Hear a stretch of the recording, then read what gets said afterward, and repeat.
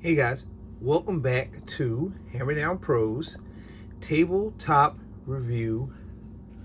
As you guys know, as they say in the comments, we do knives here. So we're going to do part 2 here of Rob's zombie knife review, I guess we could call it. And for those of you who did not watch part 1, please go back and watch part 1 now so you'll have the context of what it is that we were trying to do here. So real quick, for a recap for people, we came up with this idea. A friend of mine came to me with this idea of, if you have so many knives, what would your zombie knife be? The hypothetical. So instead of just approaching it like willy-nilly, I actually went to a scientific mode, and I did it very scientifically. The blade length, the width, the handle material, whatever. So this is part 2 of that. The first part, we did the runners up. And here we're going to just review, or just show you here, the winners. Now, the one rule I will go over, like I said, go back and watch part 1. But the one rule I will go over is these knives have to be in my current collection that's accessible to me. The understanding again being, these are the knives that I have on hand when the zombies start coming through the window. Hypothetically, the zombies start coming through. So this is what we're doing. All right, so let's get started. Now, one of the winners that we have to show you is the Boar Hunter. It's the Cold Steel Boar Hunter. It's one of our knives that fit all the requirements, okay? I guess real quick, I better say the requirements for the people who didn't go back and watch. I want you to watch part 1, but here we go. So the blade has to be at least 6 to 8 inches long. The blade width has to be no more than 1.5 inches. There's a reason. Go back and watch part 1, you'll see. It has to have a durable and substantial guard, and the grip has to be grooved or textured. If it's serrated blade, the serrations has to be minimal. And if it has a sawback or a serrated spine, it has to be minimal. Okay. And the point or tip has to be durable and sharp for penetration of the zombie brain, skull, whatever. Okay. Now that I've said that, the Cold Steel Boar Hunter makes it. It's one of my winners for a zombie knife that's in my current collection that I have access to. I have some other stuff in storage and some other stuff different places, but this is what's here right now. The Cold Steel Boar Hunter is a winner. She's a winner. Okay, so she makes it in. The Cold Steel Boar Hunter. It's a zombie knife. It gets the certification, gets the ding. All right, our next knife is the Cold Steel SRK. And excuse the little grease there on the, I've been greasing everything up as I go along. So the Cold Steel SRK, again, it's a winner. It fits the requirements. Everything that is in our guidelines for a zombie knife. The Cold Steel SRK is a winner. In my collection, currently, I have it.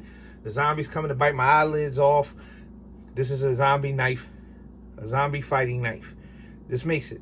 Cold Steel SRK. All right. Next we have the Smith & Wesson M&P survival knife. I think that's what they marketed it as, the survival knife. Again, now, have to point out, it does have serrations, but the serrations on the spine are minimal and they're below the spine line. I'll bring it up close so you can see. So she makes it. She makes it into the certified zombie fighting knife. Like that. We're going right along here. Now, I'm going to put this on screen first. This is the ProTech. I'm sorry, the Intrek. I gotta say it right. Intrek. Double-edged fighting knife. Now, I have went to Intrek's site as much as it is, and I've also tried to Google this particular model of knife. I'm trying to find more information on this model, but all I keep coming up with is ones that are similar to it or whatever. So you can message me in the comments if you know exactly which model this is or if you have it. It's a great knife. Heavy handle. I believe that's micarta, and it's grooved here, or I should say bellowed, and it's a great zombie fighting knife. Double-edged, and they're very sharp. They're very sharp. And this little dimple here, I guess I gotta show you, because trying to explain it to you, it wouldn't really do it. It wouldn't really do it justice. Well, this is one time. The sheath has a dimple there, where it goes into that dimple, that indent, and that's where you get your lock in on the sheath. And you know, plus, the sheath is all of that Kydex or nylon, so it's easily washable. And yeah, so yeah, pretty cool. This makes it certified zombie fighter. Again, please go back and watch part 1 so you can follow along and find out exactly what it is we were doing or whatever.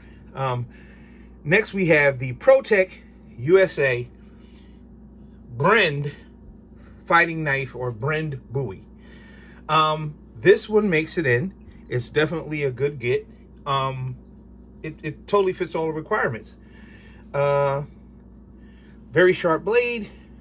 I like how they contoured that. This is really cool. And it has a great grip. Very pronounced and substantial handguard. Your hand isn't going to slip up on the blade. So, yeah. There you go, Rob. ProTech, the ProTech Brend Bowie. Really cool knife.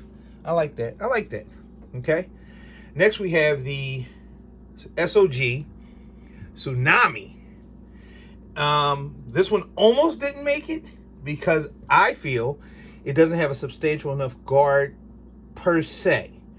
But how the grip is made, how it's textured, how it's contoured, and all the other things that qualify it actually offset that. Plus, I'll bring it up here.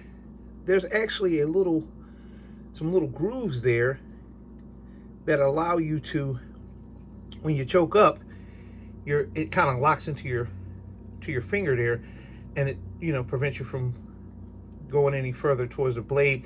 Plus, they have these churls, these little grooves here that allows you to do the finger grip.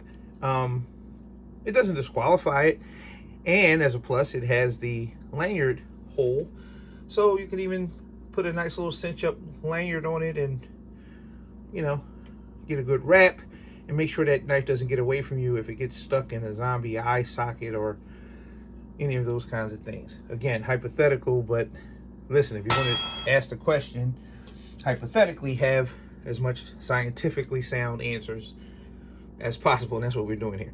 Next, we got the Cold Steel Recon Tanto. And the Cold Steel Recon Tanto makes it. It actually kind of, you know, basically fits all of our requirements. Cold Steel Recon Tanto is a great knife. Can I just say, when it comes to design and how simple things are supposed to be, with that nice slight curved blade, great point, great grip, man. If you don't have one, if you don't have a Cold Steel Recon Tanto for your fishing or just your walkabout, you're walking out and you're doing your little hiking or whatever, dude, get you one. I actually like the Recon Tanto. I think I like it better than the SRK. So I'll bring the SRK back on screen one time real quick. I think I like the Cold Steel Recon Tanto better than the SRK. For some reason, it gives me, you know, it does a little bit more for me. Again, preferences, you know, abound. You guys have your choices. I think I like the Recon Tanto better. It seems like I can do more with it for some reason, you know, and the zombies will definitely not appreciate what's going on with that, so I'm going to give it to them. Next, we have the Buck Nighthawk. Real quick story with this one. I had, I think at one time, 3 Nighthawks. I think I might have given some away. And if you're a knife guy and you're listening to this and you've ever given away a knife and then sat back and went, oh, why did I give that guy? That's exactly what happened. And now I'm having a hard time finding one at an affordable price that would make it worth purchase. I think I have another one around here somewhere. It's in green. It has that green olive with a dark handle, like a two-tone handle. But the Nighthawk is a great, great knife. Again, we're talking about the grip with this one. The blade and everything is self-explanatory, but the grip with this one, you can, just like, I don't know, I guess just like the Tsunami, you could choke up here with it, with your finger, and then it has a great grip, great grooves that fall in there, and yeah, zombie fighting knife certified amongst the collection that's in house that we have accessibility to. Okay, so we're gonna keep going. Now, this one is a little weird. This one's a little weird. So we have the Fury 12 398. It's like a short Japanese sword. I think amongst the ones that I'm reviewing now, it's not the oldest knife of the ones we're reviewing right now, but it is the one that I've had the longest. I'm going to show you the oldest one in the collection in a minute, but this is the one that I've had the longest. I don't know. Just take a minute and kind of look at that.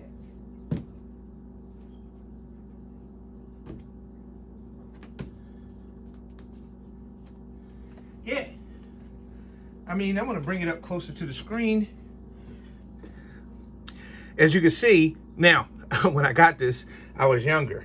And you couldn't tell me that I didn't have the coolest, faux Japanese short sword in the world. As you can see the scratches on it, if you can get up close on it. I was doing dumb stuff. Man, I had this thing for about 20 years. And, used to take it with me fishing and do all kinds of crazy stuff. At that time, I didn't realize that because of how ornate the handle weave was and the weaving of the materials and stuff, that I probably should not have taken it out and done that, but you learn your lessons. Scratches on both sides, whatever, and it's a beautiful, beautiful, beautiful knife. Look at the Suba and everything that goes into it. Again, there it is, 440 stainless, Japan. How about that? And I think it's a cool knife. I wish I wouldn't have been a kind of a dick and did stupid stuff with it when I was young, but you live and you learn. It has a great leather sheath that's kind of beat, but this is definitely the oldest, or been with me the longest of the knives I'm reviewing. It's not the oldest one I'm going to show you, but yeah, definitely a certified zombie. Now, I guess a lot of zombie goo would get in there in that weave. Like, man, it would definitely get in there, but we're talking about the apocalypse and zombies, and, hey, man, I guess you got to do what you got to do, right? But a beautiful knife, very well made. Fury made great knives. I think I have like 2 or 3 different kinds of Fury knives, and I don't have a problem with any of them. So, yeah, the Fury 12 398 makes it certified zombie fight knife. Now, you guys know that one of these was going to make it in. So, bam. The 1211, the K-Bar 1211. It's the USMC version, but it has the synthetic handle there that's in that, I guess, wolf gray, as they call it, or the military gray. It's a great, great zombie knife. Fits all of our requirements. Again, just in this point in the video, we'll catch up. The blade has to be 6 to 8 inches long. Has to have a width not to exceed 1.5 inches. Okay. Eye sockets, zombies, eye socket diameter. Okay. It has to have a durable, substantial guard, which it does. Groove or textured grip that you're going to be able to keep a purchase on, which is done. It's not serrated, so it makes it there. It does have an saw back, so it makes it there. And the point on the tip are durable. Again, guys, USMC K-Bar. If you don't own a K-Bar, and if you're starting out and you're like, well, I think I just want to buy like a survival / tactical / hunting / bushcraft camp / what, keep going. you can't go wrong with this. I think they're like 70 or 80 bucks. You can catch them on sale, different ones. This one evidently is a little more intricate. It has the different thing, but you can find the ones with stacked lever that are UMC version. And yeah, this makes it. So the 1211 right there, K-bar, Moline, New York. These knives have been around since at least before World War II, and a lot of guys carry them in World War II. You find some of the older ones up for sale on eBay and whatever that were actually, you know, used during the war, and they're great. So again, I want to remind you, this is actually the one I'm showing you next is the oldest knife in my collection. This is a Western hunting Bowie. Okay, that's the most information I was able to get on it. This thing is probably a good 60 years old. And it came to me when a friend of mine's father passed away, and she went through his stuff and she found a lot of his old hunting and guns and whatever. And the knife, amongst the pickings, I guess, for people who came and picked through it, it had a really beat up stacked leather handle. The blade is dull. It has that old, like almost patina. It's like the grayish. It started to get dull. It can be cleaned up. She could be loved. Somebody could take care of her. And I guess amongst the family members, they picked through what they wanted and they left her. But she's a diamond in the rough because great steel. It's a classic. And I just thought it was a cool knife. I was going to send it away and get the handle redone and get the blade redone and get everything redone, but I'm trying to find somebody who I can really trust and depend to get it done and give it the cleaning and to give it the redo that it deserves. And I am going to send it away. If somebody you know who's out there watching this and you say, well, that would look like a project I would do, you know, send me your info, and well, this might be coming to you and might send it off, and you can do a video on it, and then we'll link in, and hey man, I'll put you on blast. I'll put you on blast that you're doing this.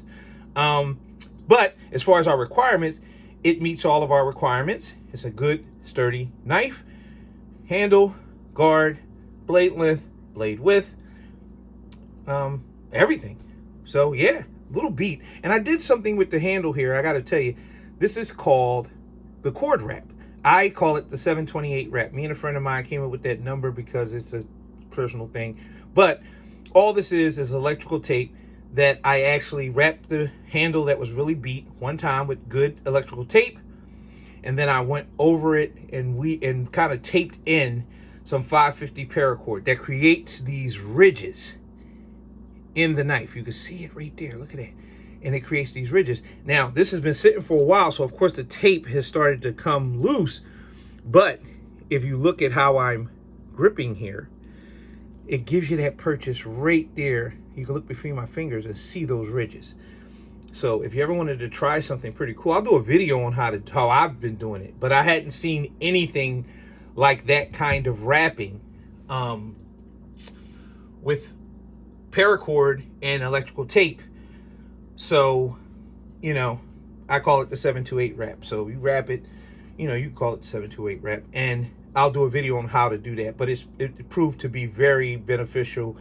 It's a great way to, you know, efficiently and economically wrap your handles of your old knives that you aren't able to at the time or can't afford to, you know, keep in service by just getting them wrapped.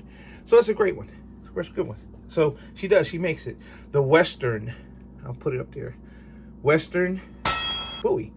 So I don't have a lot of information on the company, but I know this is old. And yeah, she's really, really sharp. She's really sharp. Really, really sharp. So there we go. And guys, that is almost the end of our video. Again, I was asked my personal choices. And those that you just saw are my personal choices. However, if I had to say, if you asked me to put the winner amongst all my knives on what my zombie knife choice is, it is this one. Here she comes. Bam. The Honshu Tanto 1. Again, I have other knives in the collection that may or may not fit certain of their, you know, guidelines, and we went very professionally. We went down the list very scientifically. Again, I say the words hypothetical, but scientific. And the Honshu Tanto 1 is my choice. It's the one I would put on my hip if we were going through that kind of apocalyptic situation. And I'll run through real quick. It just has the length, it has the point, it has the width, it has the handle, and then a substantial enough guard. As a plus, it has this pommel that is down into a point, which itself becomes a weapon in a pinch. And it has a lanyard hole.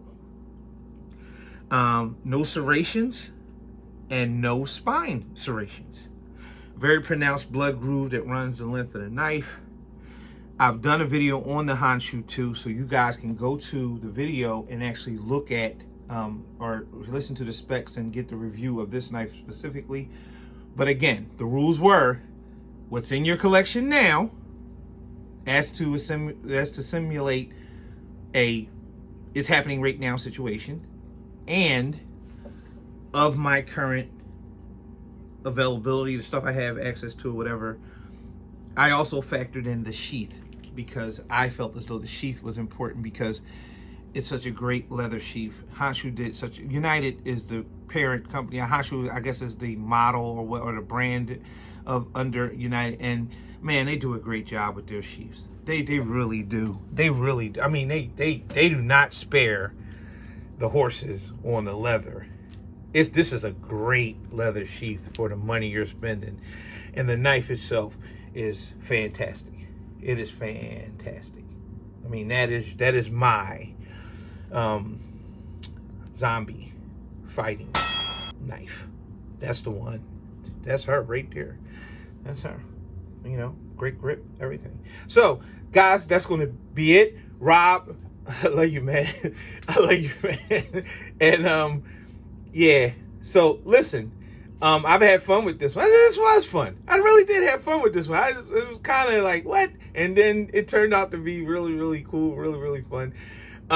Hey guys, listen, if you like what we're doing here on the channel, please like, subscribe, share, you know, message me, get back to me. Let me know what's going on. Comment. This, you know, feedback is great. Just like this came up, this whole part 1 and part 2 came up from a conversation. I have some other things in the collection that I want to kind of dig in there and get some things that are like, I think will be appealing to you. I think you guys will find interesting. And I'm going to do that right now. I'm going to get right back into it. I'm going to crank out a couple a day. And yeah, guys. So listen, be careful. Had a lot of fun. Don't forget, cut away. And yeah, I'll see you on the next one. Peace. Peace.